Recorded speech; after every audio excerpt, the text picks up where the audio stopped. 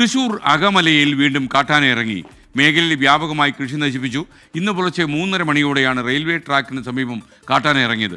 സൂരജ് സജി കാട്ടാനയുടെ കഥയുമായി വരുന്നു. Good morning Sooraj.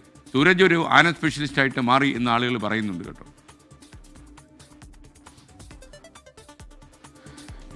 എന്തായാലും അകമലയിൽ ഒരു ഇടവേളയ്ക്ക് ശേഷം കാട്ടാന ഇറങ്ങിയിരിക്കുന്നു എന്നുള്ളതാണ് തൃശ്ശൂരിൽ നിന്നുള്ള ഒരു പ്രധാനപ്പെട്ട വാർത്ത. ഇത് ഈ ഉത്രാളിക്കാവിന് പുറകുവശത്താണ്. അത് ഈ പലപ്പോഴും ആന കഴിഞ്ഞ ഈ സമയമൊക്കെ ആകുമ്പോൾ ആന ഒരു തവണ റെയിൽവേ ട്രാക്കിലൊക്കെ വരികയൊക്കെ ചെയ്തതാണ്. അന്ന് വലിയ ആശങ്കയൊക്കെ പ്രകടിപ്പിച്ച് ഈ മേഖലയിൽ ഒരു സോളാർ ഫെൻസിംഗ് സ്ഥാപിക്കുകയും ചെയ്തു. പക്ഷേ ഒരാഴ്ച മുമ്പ് ഈ സോളാർ ഫെൻസിംഗിലേക്ക് ഒരു മരം വീഴുകയും അതിനുശേഷം ഈ കാട്ടാന ഈ മേഖലയിലേക്ക് എത്തുകയായിരുന്നു എന്നുള്ളതാണ് പറയുന്നത്. ഇന്നലെ ഈ റെയിൽവേ ട്രാക്കിന്, അതായത് പുലർച്ചെ 3:30 എത്തിയ ആന റെയിൽവേ ട്രാക്കിന് സമീപം വരെ എത്തിയിട്ട് അവിടെ നിന്ന് മടങ്ങി. പക്ഷേ ഈ ആന പോയ വഴിയിലെല്ലാം തന്നെ വ്യാപക കൃഷിനാശമാണ് വരുത്തിയിരിക്കുന്നത്. 2 കുടുംബങ്ങളുണ്ടായിരുന്നു. അവരുടെ കൃഷിത്തോട്ടം ആകെ ആന നശിപ്പിച്ചു എന്നുള്ളതാണ് പറയുന്നത്.